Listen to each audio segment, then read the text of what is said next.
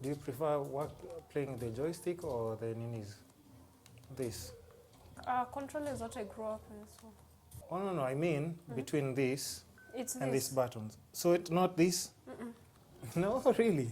Who even does that?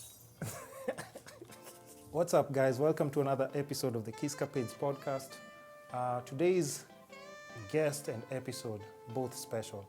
You know, we talk about health, wealth, love, and happiness. We bring in people from different expertise, professionals, everyday people. But today we have like someone who's just carved a very unique lane, especially, let's say in Kenya. It's not very common, but I just want you to introduce yourself before we dive deep into that. So hi everyone, my name is Quinaro. I'm an esports athlete, signed to Libol Africa, an esports team based in South Africa. I'm also a Red Bull player. Game of specialization is Tekken 7. So this is what I do more or less full time. I'm also a law student at the Kenya School of Law.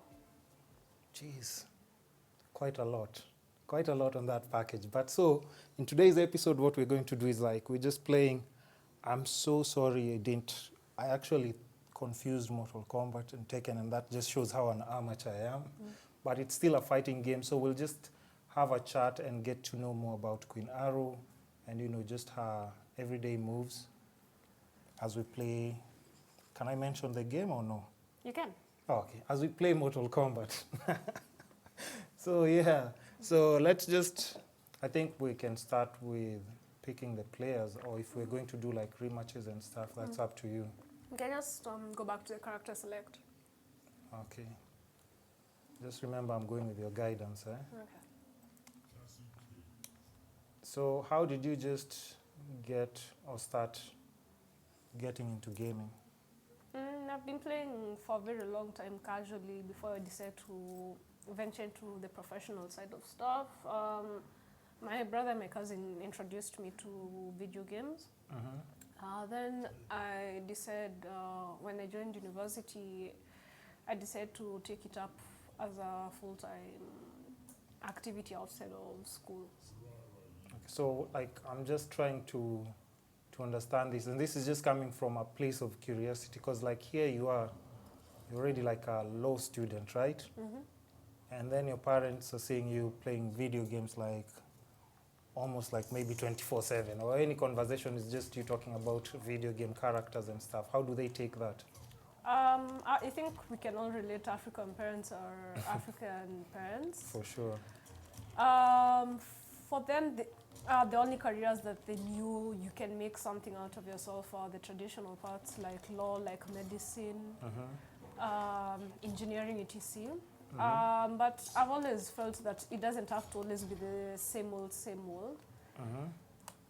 If that makes any sense. You can just do what makes you happy, because I think a lot of Gen Z, my generation, we're just trying to have a more fulfilling life. Yeah. Yeah. Other than just what old school guys were used to. But here's the thing now. Did you take law because of your parents, or it's actually something that you really wanted to pursue? I think it's more of like being induced by my parents, because I wanted to get into international relations, because diplomacy has always been fascinating to me. But they said like you can do that at the master's level, so just pursue a law career. And even then I wanted to make my legal career my own. Yeah. Because what I want to do after I retire from competitive action is helping creating policies that make the esports scene more sustainable for everybody. So actually, it's still the same thing, kind of, but now you Even make sure the law degree is just not going to waste, right? Yeah. Okay, interesting. She actually has a sis who's now trying to get into, she's just starting her law, right? KSL. Yeah, but anyway, back to you. So what are some like of the challenges you'd say you faced just trying to pursue this? I would say like it's a male-dominated like industry. What are some of the hurdles that you've just had to kind of like bypass? Honestly, I think it's just more to do with... And before you, do we go for a rematch? Yeah, we can just do a rematch. Okay, yeah. So what are some of the hardships? Sorry. I've felt that some of the hardships that have come with becoming an esports athlete is first of all being taken seriously. Two, learning Tekken at the professional level has always been a challenge because I'm now going against people who've been doing this for A very long time. And here I am just learning what frame data, punishment and that stuff is. As you mentioned, it's a male-dominated field, but I've never really felt comfortable talking about it because I really don't like that being the thing that defines me because I'm a great player in and out of itself. Yeah. Yeah. And I think even, like you said, it's not something that you'd want to talk about or address, but I think kind of like even just boys in general, let's say if you're playing, let's say practicing Nahood or something, like let's say like a girl beats you like 5 games consecutively, before you realize she's actually a pro gamer, like that kind of rubs you off the bad way if guys are laughing at you and stuff. So it's just those little things that I'm just guessing people would be discussing and you'd have to like overcome casually, of course, casually. But I feel that's more to do with the kind of society that we live in. It has nothing to do with the person who's just shown up to play games and want to become great at them. So that's more, it sounds like a you problem. That's true. That's actually very true. And I think just even in gaming in general, for somebody like you, you're taking it internationally at this point, right? First of all, we said we're going easy on the game. This is not going easy. Sorry. Is it because of that question? Why am I just getting whooped, flawless victories here? Oh, hold on. So, okay, finishing. Let's just get it over with now. Is there any special move that you're pulling off here? Not really. I don't really feel like using the fatality. Okay. Let's slow down on that. So yeah, but as I was saying, that's from Kenya. I'm guessing like even let's say when we're at Sarit Center, when I ran into you, and guys were doing their finals for Tekken, it's definitely obvious. Like I don't want to say like male dominated again, but like you could definitely see like, yo, she's actually the champ. She's beaten like all these guys. That's something that definitely stands out. Would you say it shapes you or kind of like puts a spotlight on you more than the guys? Honestly, I had to learn the hard way how to block out that stuff because I just want to focus on what I do best. If anyone feels like that's a cause of contention, I say that's more of a them problem. For me, just want to focus on being one of the greatest Tekken players, not just in Kenya and Africa, but globally at the end of the day. Okay, then now that takes me back to my next question. Like when you're out there, do you find it like it's also just either welcoming or it has like more female players outside, or it's just almost like Kenya? Because I see like now streaming and gaming, like even a lot of women I follow, like I think on Twitch, who just stream and they're really good gamers. Like even people who just do unboxing videos. I don't know whether you know some lady called iJustine on YouTube. She just started off doing unboxing, but now she's like a really good player. I think she has like one of those gaming rooms and stuff. So that's one of the people that I actually follow for just gaming, gear and stuff.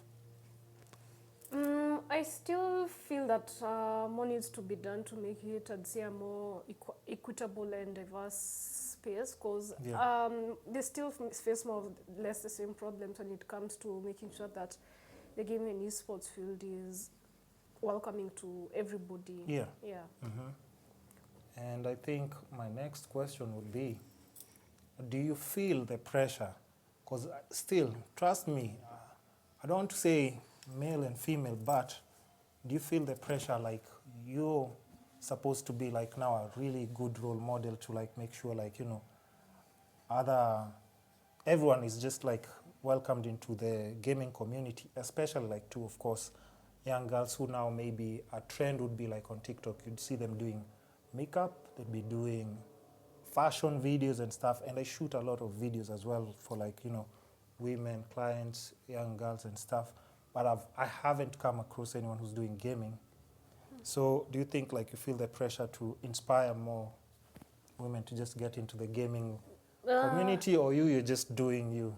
I'm just doing my own thing, frankly. I don't feel like I have to shape or mold myself to be a certain way. I need to do what feels authentic to me at the end of the day. So if people take, regardless of gender, take inspiration from what I do, then well and good. At the end of the day, it means I'm doing You're something. doing something. You're doing something.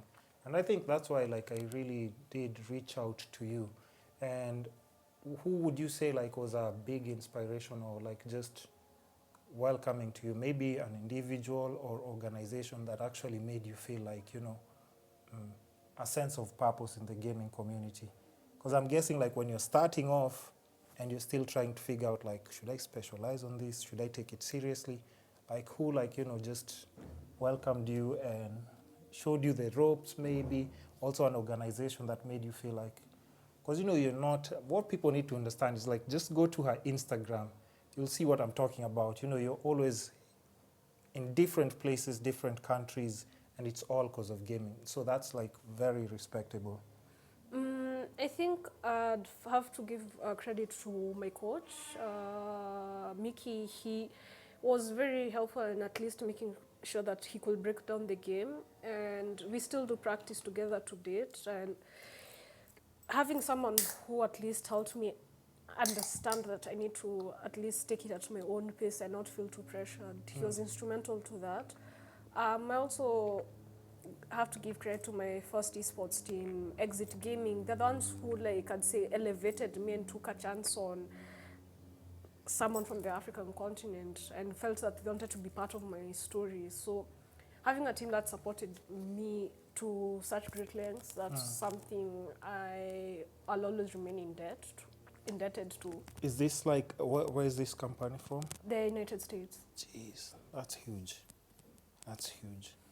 So, you know, you have to understand, like, once you start making, like, those millions, because I know gaming is super lucrative out there.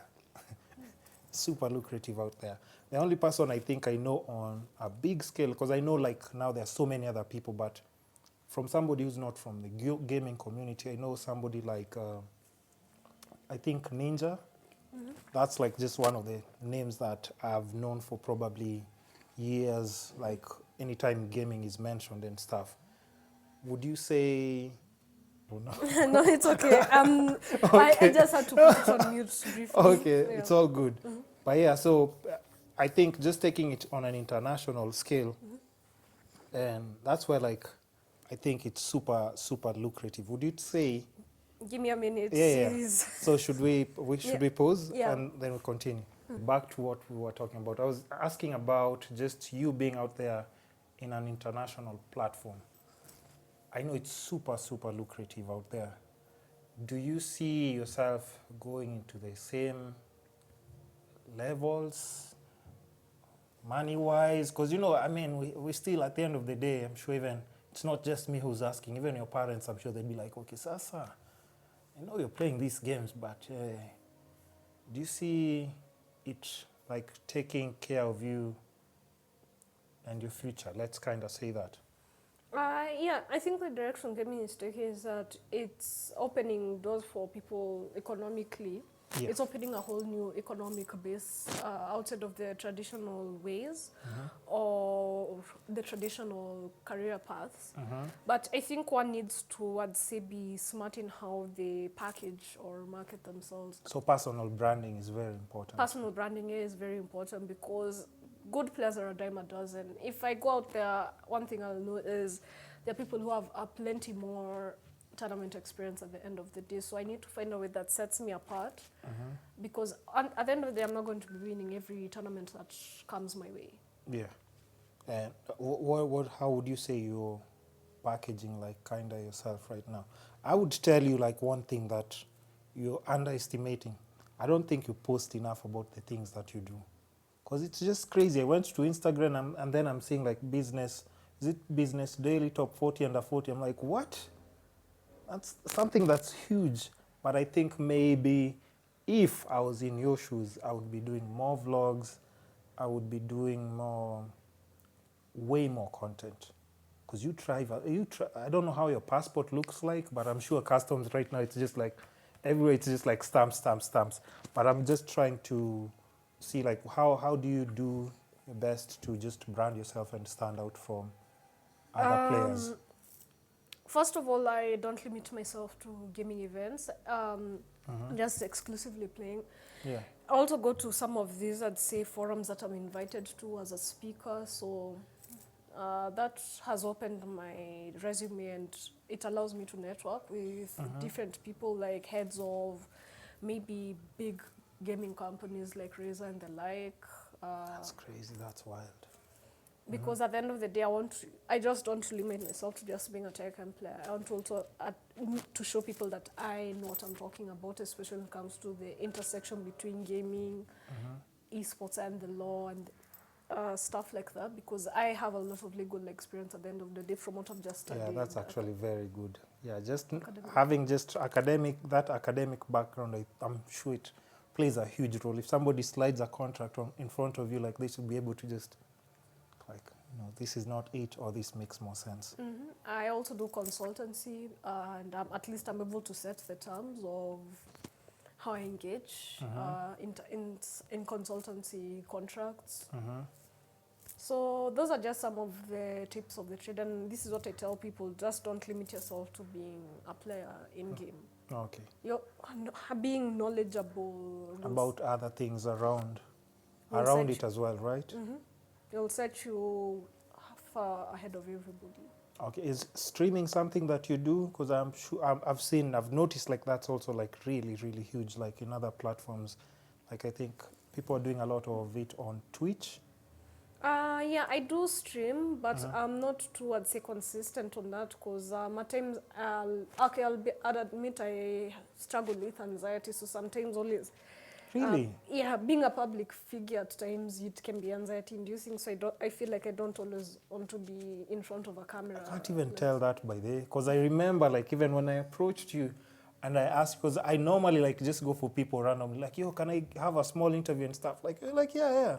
So I wouldn't know like that's something that you actually, have to kind of deal with as well. And I think so many other people address things like maybe, what else apart from, especially being, if let's say you're someone who's used to being indoors and you're just doing your gaming and stuff, when you put out there and you have these people who are like always like seeing you online and stuff, they're running towards you, they're like, yo, I've seen you A, B, C, and D. Does that, when you're saying anxious, does that also like make you kind of, because you seem so calm and collected, like that's why like when you say that I'd be like, what? When it comes to like social interactions, I've had to get used to them, because sometimes I do go to the supermarket or to the mall. Yeah. People do recognize me, so I'm not against like such social interactions, but it can get overwhelming at some point, and you just want your space so I can just recollect myself mentally. But I'm not saying that I don't stream. I just prefer to just kind of just play your game in peace. And even after now mentioning like streaming and stuff, I'm sure you occasionally like play online. Gaming is one of those spaces where it has like the craziest trash talking compared to anything else. Like even UFC, people don't talk like that. Gamers are ridiculous when it comes to trash talking. It's just, that's something that you've had to deal with just as a player. Yeah, I do trash talk myself, not in not in a way that would come off as super disrespectful, but I don't mean the trash talking aspect, but there can be a very thin line between trash talk and now people taking it making it personal. Yeah. Yeah, so I'm just like, I prefer single player games for that matter. Oh, really? Okay, now since you've even brought that up, like maybe what are some like of your favorite games to play by the? Ghost of Tsushima. It's one of my favorite games of all time. Is it a fighting game as well? No, adventure. Adventure. Yeah, single player adventure, but it has a multiplayer mode. Ghost of Tsushima Legends. I do like playing that because I think the way they crafted the story of the main character Jin Sakai was so beautiful, and someone having to balance between the traditions, what we thought he was brought up with, and now having to forge a new path because you're not dealing with conventional times anymore. Yeah. That was something super interesting, and the fact that it's set during a historical era, the first Mongol invasion of Japan, was a no-brainer for me. I had to pre-order. I don't know how to play those long games, because once I start, I never have a clue. Like, this game came with, what's the game that you actually tried to, there's a game, God of War. It just started, we were on a sledge or something, wolves pulling the sledge, and I was just like, what are we doing? And before I knew it, I just died. I just don't understand those. So for me, I prefer something like, and you can tell me like what you think about like my game choices, right? I would play something like, of course, MK. I'd play Tekken, and then of course something like NBA 2K. Look at you.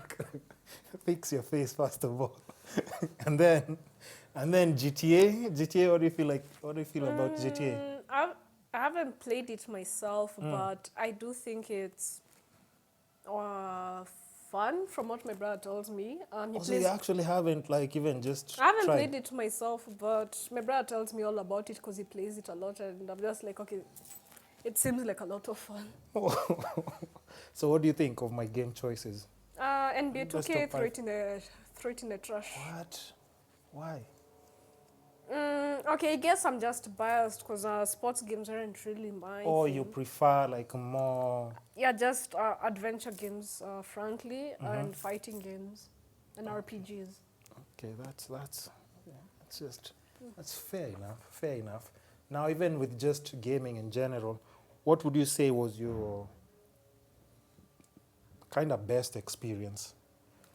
Not just locally, because we're talking about different countries. How many countries have you been to, first of all, Wow. just because of gaming?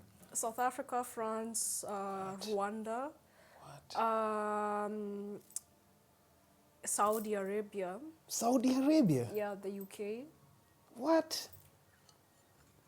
Yo, first of all, so there's nowhere you can't go right now.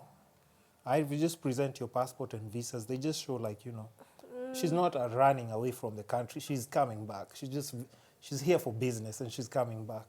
So let me ask you, how was the Saudi Arabia experience? It was amazing since I'd been invited to the Next World Forum by Prince Faisal bin Bandar Al Saud. World Forum? The Next World Forum, yeah, I'd been invited as a speaker by Prince Faisal, so You see what I'm talking about here? You see what people are doing? Eh? Okay, so what would you class as like your best experience then in all these places that you've gone? Where would you say like it was so memorable because of a specific thing? Maybe they hosted you, the people you met there, or even just meeting a prince in Saudi. That's crazy. So I think one of my most memorable ones was last year when I was in Guadeloupe. It's Guadeloupe. In the Caribbean. I would think that's a fruit. I haven't used, that's a country. Yeah. But I'd been in Guadeloupe for the Esports series. It was an initiative by the Esports Federation in the Caribbean. So it was the Esports Federation in Guadeloupe that was trying to show the International Olympic Committee that esports can work as a mainstream sport. So they'd invited me to come and participate, and the experience there was just amazing because first of all, I got to see a different side of the esports world in that I think normally when you think of esports, it's mostly America, Europe, Asia, so we don't really see regions like the Caribbean represented. Yeah. So it offered me a chance to show my stuff as someone from the African continent, and I placed really highly at the event. The mixed event, I came in 5th place, the women's event, 1st place. What? Yeah. That's what I see why I'm talking about, like, I don't think you post enough about the things that you're doing. Because like once people start, like even I did my research and clearly, listen, I don't even know all these things. I tried seeing like all the things that you've done, and then when you're saying such small things, I'm like, what? Why can't I see it on your page?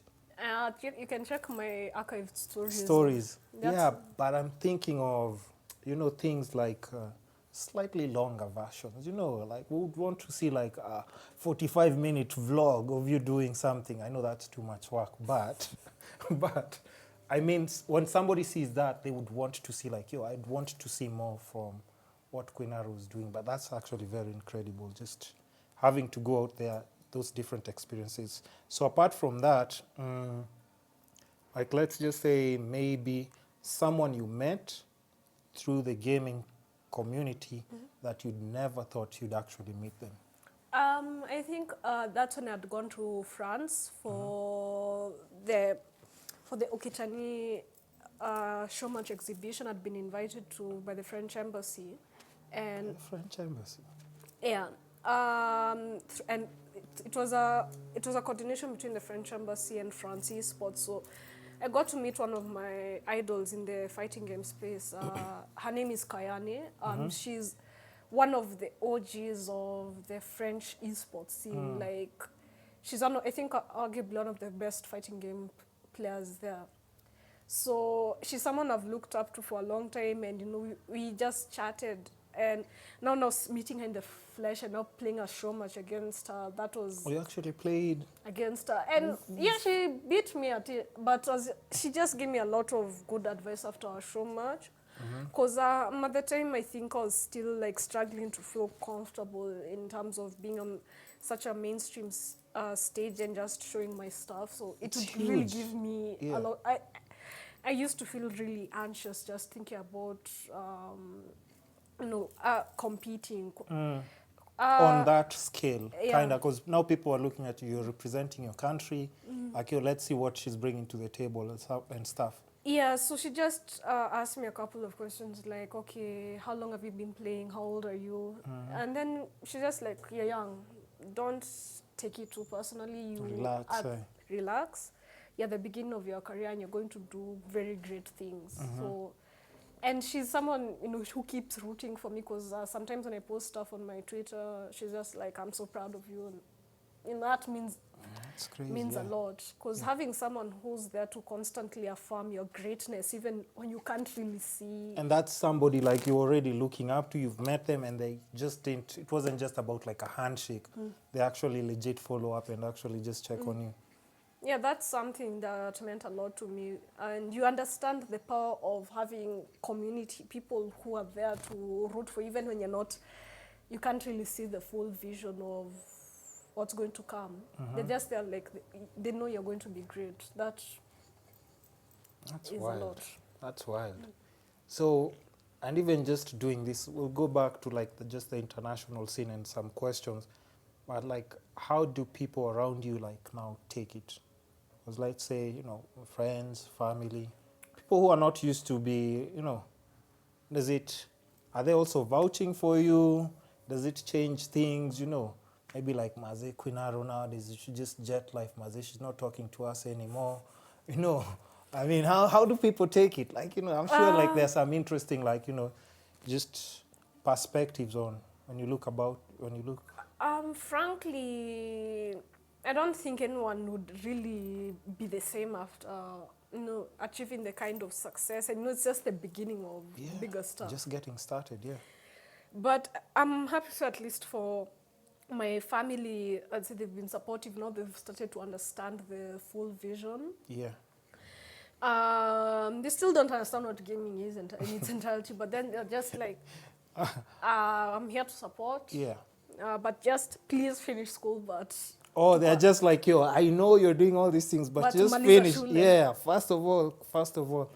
But I think even, like, when you tell them, like, you've just been invited, like, by the embassy, like, officially by, like, this Saudi prince and stuff, like, do they understand those things? Or they're just like, yeah, but still, we're still kind of like 50-50, because we're not sure exactly. They're happy, because...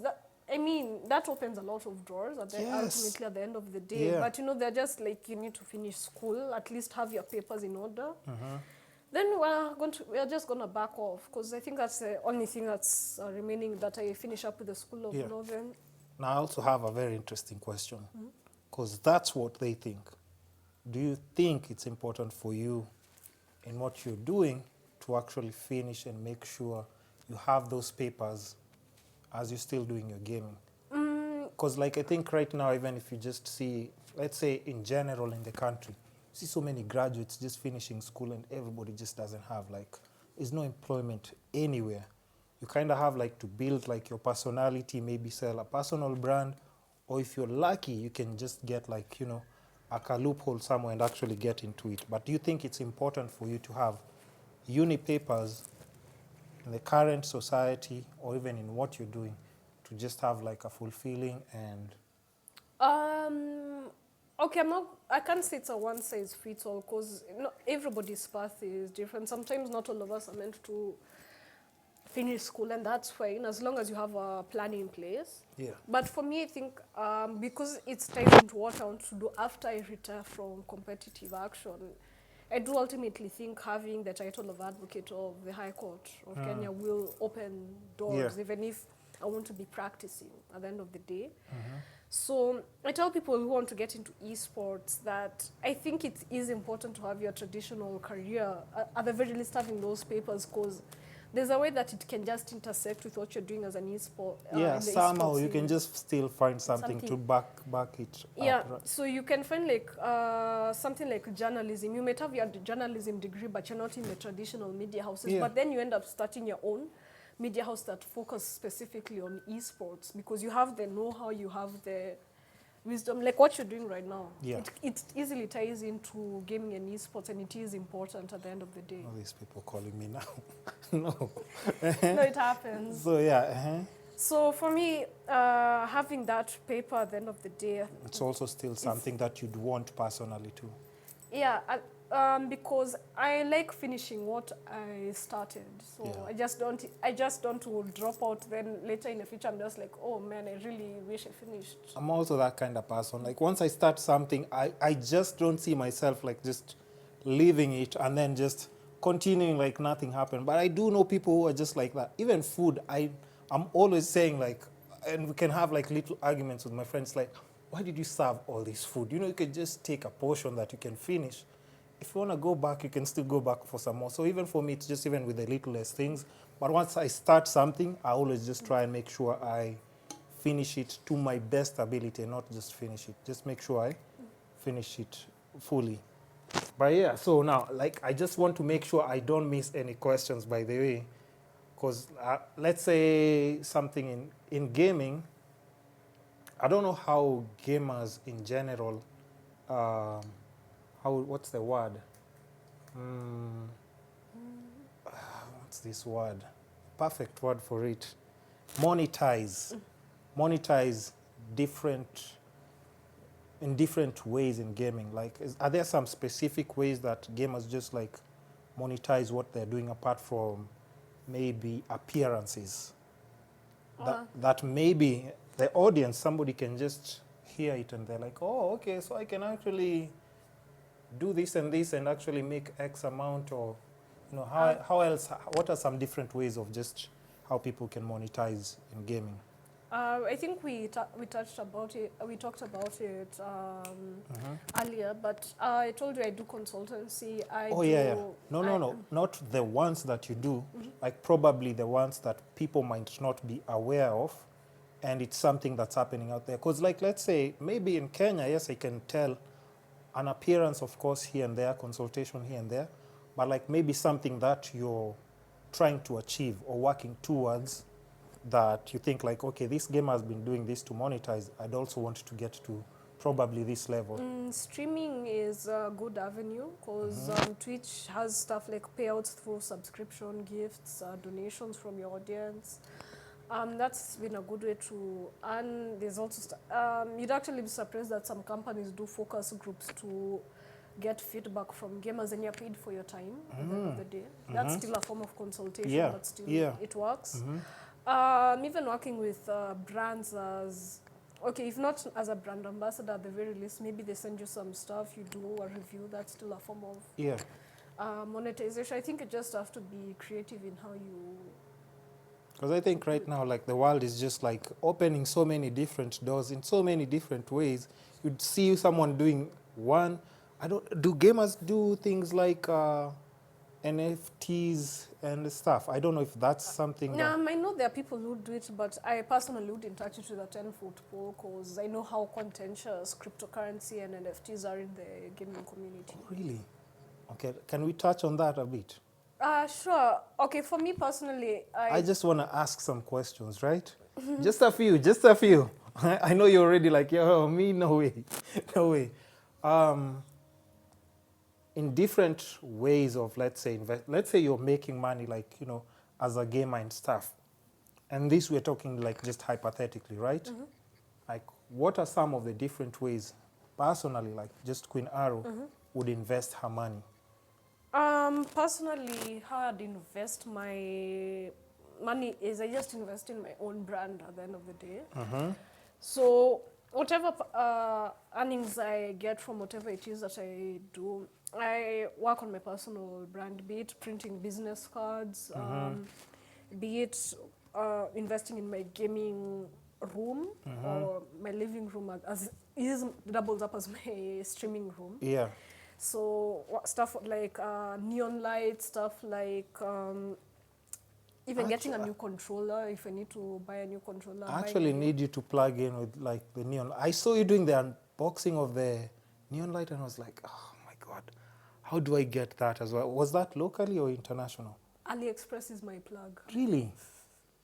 I just learned, once I learned a secret. Wait, they did that whole name thing and with the size and... I got it. I just talked to the seller. I told him I want this font, I want this color. We agreed on the price. Okay, so you'll plug me on that then. Kabisa. Okay, because I think I need that for my podcast. What else do I want to ask? And then I just forgot about it right now.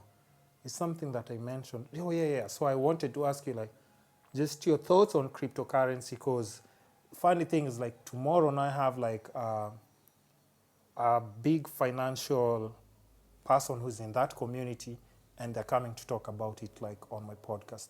Just your thoughts in general, because I think, like, there are a couple of gamers that I know actually who kind of, like, invest in crypto for long-term purposes, short-term, or whichever. Just your thoughts in general. I think it's just a very volatile market, because how traditional money works is because it has the backing of the government, and because something has value because people inherently believe it has value. So something at one minute everyone thinks it's good, and then 1 minute everyone is pulling out. That's volatile as hell, and it feels like gambling. I'm not saying it is, but that kind of uncertainty, ultimately, I don't think is healthy in the long term. And I guess also part of it is because I'm inherently not sold on it, or I don't know how it works. So there's just that bias. So I don't think I'd be the person who can consider myself an expert in crypto. But all I know is as long as the gaming community, both locally and internationally, don't put any value in it, I'd rather just... they don't? Like, there's a time Ubisoft decided to give their game devs NFTs as a form of reward. And even the devs were like, why the hell would you give us this? Yeah. Oh, guys were just like, no. No. Yeah. So I think for gamers, I think once you actually show how valuable it can be, because we're not saying it isn't. Yeah. We're just like, the way you we need like, understand like maybe the regulation policies are in place to protect our money if we put it there. And we also need to understand exactly how useful it is and how it works. Yeah, because unfortunately right now, forgive my language, but people are moving like bullshit artists, that sector. So I'm just like... Okay. I'll also put you on some game a bit on that as well. I have a very good background in that. Self-taught, but, but that we'll share like, off camera and stuff. I'll just, maybe I might be able to change her mind on that, and, we'll just see how it goes. So now let me just go through a few of other questions that I wouldn't want to miss out on. So now, because you mentioned anxiety a couple of times, right? Don't peep on the questions. I can't even see from here. Oh, wait, really? Are you short-sighted? Not short-sighted, I just can't see that font. Okay. What what do you do to unwind and relax when you're not gaming, actually? And also, most importantly, because when you talk about, because anxiety, I'm guessing it's on off. If you're put in a certain situation you're not used to, you kind of like feel maybe drained a bit and stuff. But what do you do to just in general to relax? I like playing Dungeons and Dragons with my friends. Mm-hmm. I also... Why is that gaming still? It's still gaming, but it's a tabletop RPG. But since... What does that mean? Tabletop, like... It's games like Monopoly and stuff like that. Oh, yeah. But no, since my friends live... the friends I play with live in the UK, some in the UAE, some in the Philippines. So we do it online. Because there's an online version of Dungeons and Dragons. Also... It makes both of us, but we're almost... Also, I like watching documentaries. I'm a huge history buff, so I just love watching documentaries on historical eras like in ancient Egypt, ancient Rome, the Ottoman Empire. I'm sorry. It's just when you always hit that record button, that's when the phones start ringing, but Yeah, let me just put it on silent. Yeah. Then... We'll be done in... How much more time do I have? We also have... 10 minutes. 10 minutes? Yeah. Okay. Then there's also... I like doing art. I found it's very relaxing and it's something I've always liked doing. But, the times you sometimes lose touch with that bit of yourself, the stuff you liked doing as a kid, then I just bought a bunch of art pads, color pencils. It's like getting into that and I just find it relaxing. I also enjoy working out to mitigate stress and anxiety. Just walking or... Working out? Yep. Oh, you do? Okay. Because I run every day. I do have some weights I lift at the balcony. Just, I also kind of like just feel always relaxed. If I don't run or just do a bit of exercise every single day, I feel like there's just something missing, but it just completes me in general, like on a daily basis. Okay, and then just, I know like we're just squeezed and limited with time, but there's so many things to ask you and such a very short frame of time.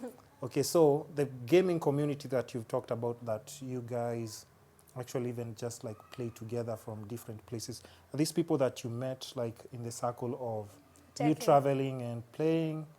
We just met through tech and... online?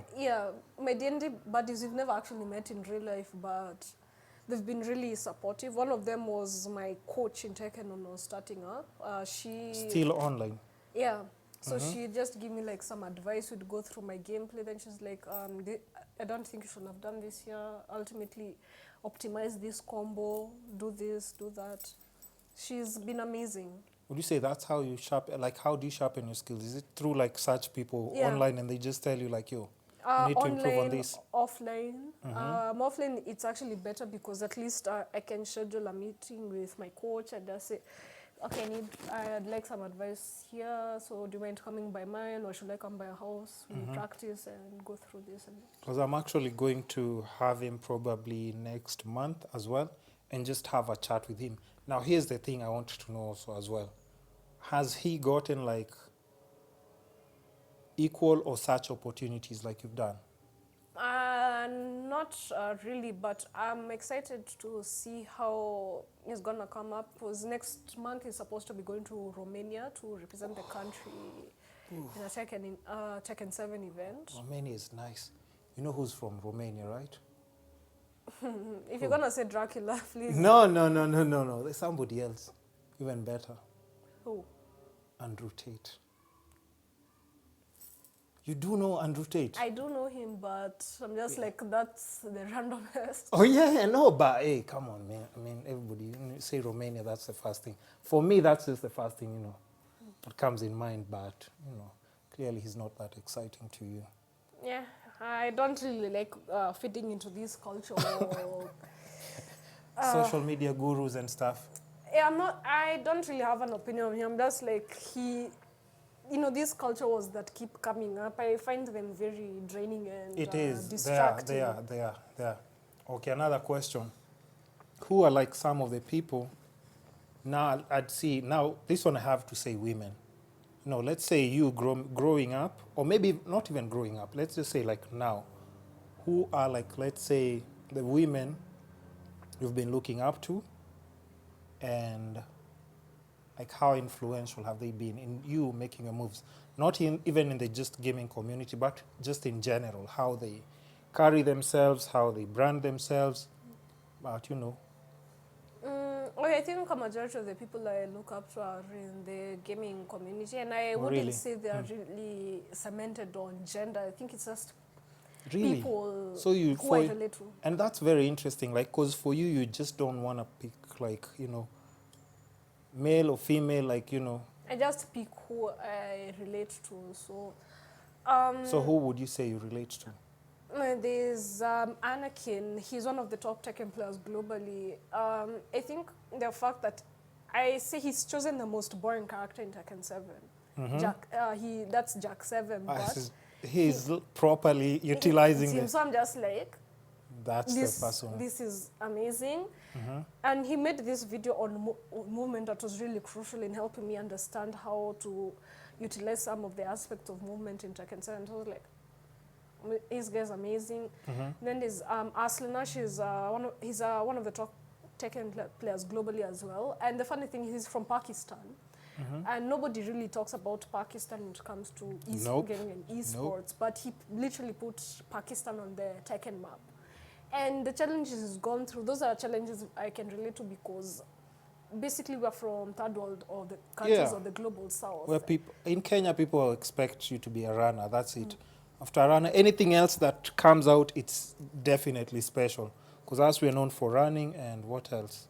Chai, tea. Of course, tea. Yeah. Just like the cliche thing. So anybody who has like something that it's unique and they have to showcase, immediately I think you're appreciated in a very different way.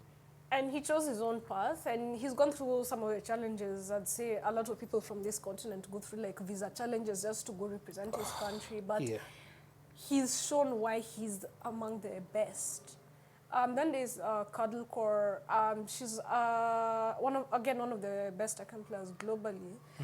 And I think I relate to her because it's now the gender aspect and how she's managed to always strive for greatness. Yeah. Regardless of the dumb stuff people throw at her, she's shown why she's the best, and that's what's been crucial in making sure that I understand that just focus on what you do and make sure that you have a healthy environment that allows you to reach. And I think that's why I hope you also understand why I keep on asking that, because I'm just curious, like how, because that definitely has to be a hurdle for somebody who, in any career path, if you think about it, that has to be a hurdle like any like lady, woman, or girl would have to overcome mentally, first of all, so that they can now just stay focused, like this is what I'm trying to achieve.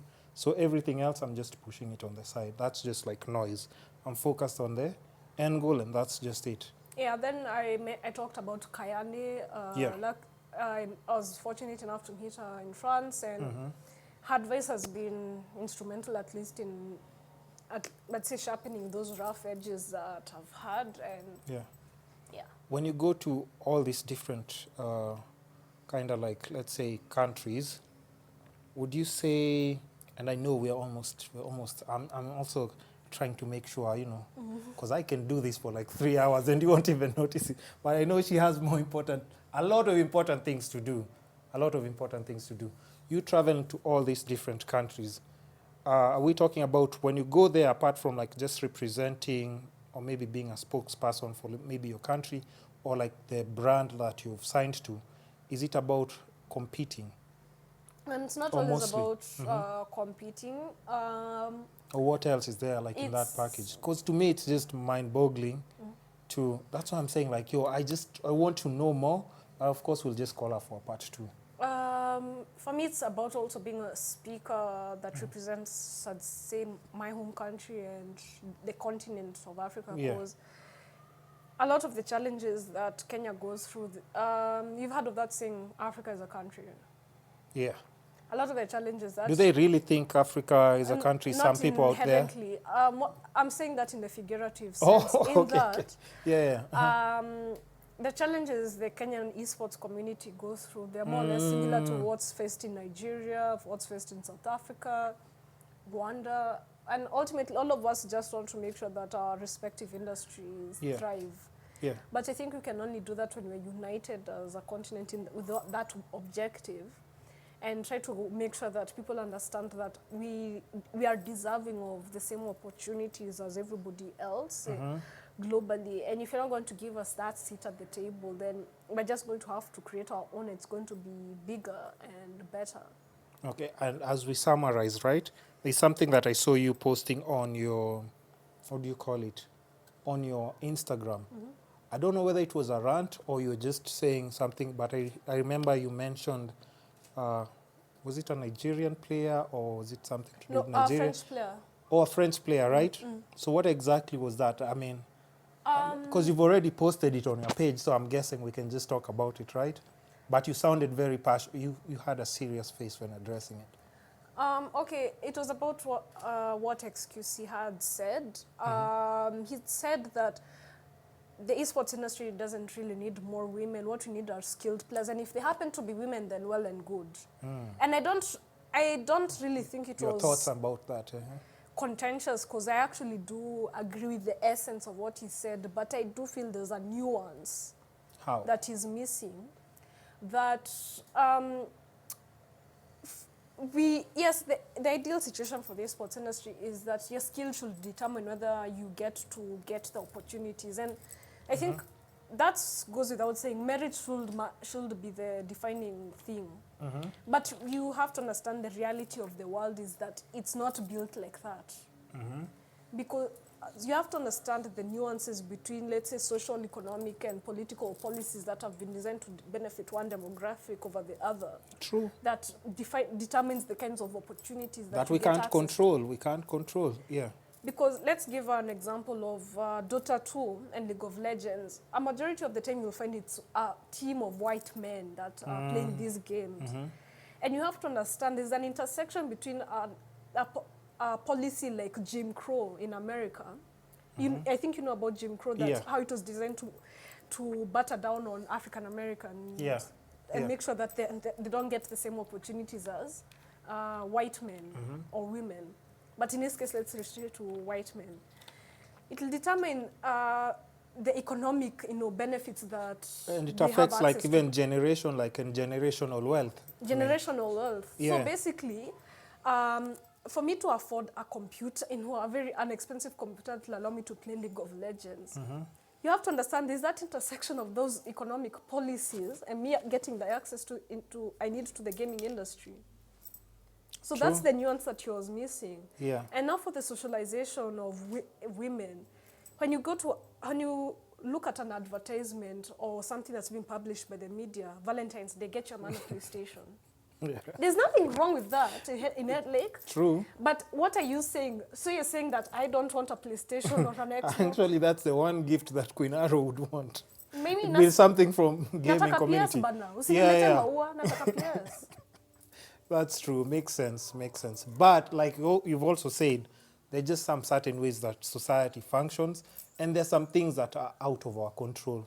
Not unless now you can't tell me you'll go to each door and bang down and try and change how society thinks and stuff. But we're in a whole different generation, and I think people are so very open-minded to so many different things. I'm sure women in the gaming community were not as many, probably 7-8 years ago. It wasn't maybe a thing. That wasn't. But here you are, now when you're talking about moving around different countries, representing your country, being a spokesperson, that's dope. And I just hope one day when you're cashing out on these millions of dollars, hey, listen, just make sure you remember there are those people who had this awesome platform and were also very welcoming, and they also want opportunities, more opportunities. So just last question, do you ever have, when you're starting off, did you have any visa issues and stuff? Because you mentioned it and stuff.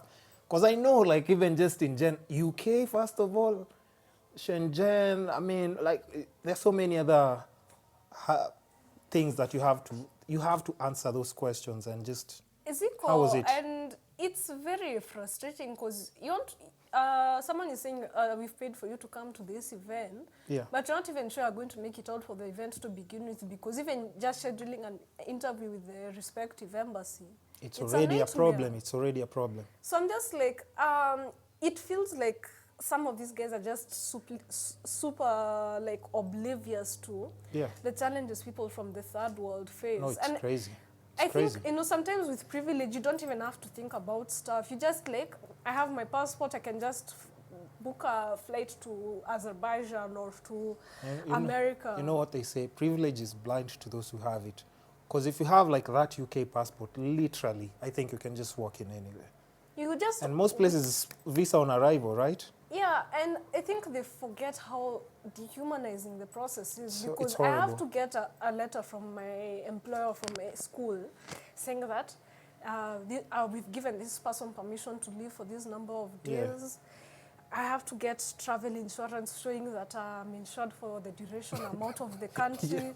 I have to get bank statements to show that I have enough money. I'm just like, what the... It's a very dehumanizing process, because it's like I have to prove how quote-unquote worthy I am to enter. You're not running away from this country, Like, I mean, it's the audacity for me. Like, what makes you think natakukalia huko America? Oh, true. So, I'm just like, I have to prove how worthy I am. Well, they just have to prove their worthiness by just being born in the quote-unquote right country, and just get visa on arrival here. They get to enjoy our food, enjoy our culture. Everything. And I'm not saying they shouldn't. I'm just like... I understand I understand exactly what you're saying, and I also, like, I just know, like, the visa process, how it can get frustrating. It just reminds you. Then you're like, but people come here the way they want anytime.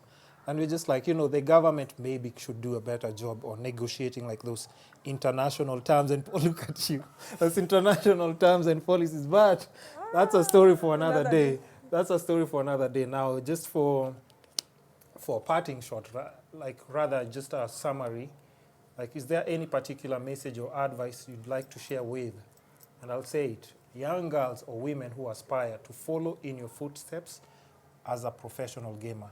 And trust me, like when I say girls, it's because you hear even those ones who are playing outside, they might just be, like you've said, on a particular day, somebody would be bringing you flowers. Like if it's on Valentine's Day, bringing flowers. You're like, yo, you'd have just bought me a game. I'd be good. I'd be set for life.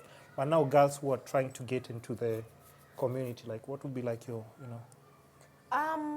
I'd say find your community. Find the people who are always rooting for you to reach your greatest greatness. And even as you're doing whatever it is that you're doing as in the gaming and esports industry, be kind to yourself and trust that everything is going to work out for your greatest good.